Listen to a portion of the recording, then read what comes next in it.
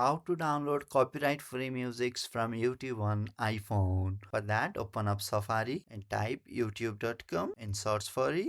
At the bottom, there is a search bar, and in the left side of youtube.com, there is a rectangle with underlines. Click on it. Click on the three dots in the bottom right corner and then click on request desktop website. Once done, you will find your profile icon at the top right corner. Just click on it. Click on YouTube Studio and here zoom in to the left menu where you will see an icon for music. Click on it. And here you can play any music you like, or you can simply search from here also. And to download any music, just select a music and at the right stream point you will find an option called download. Just click on it. And when it pops up for a confirmation, click on download, and now the music will be downloaded and you can now use it in your YouTube videos. If you found this video helpful, subscribe to Mac369 and hit a like.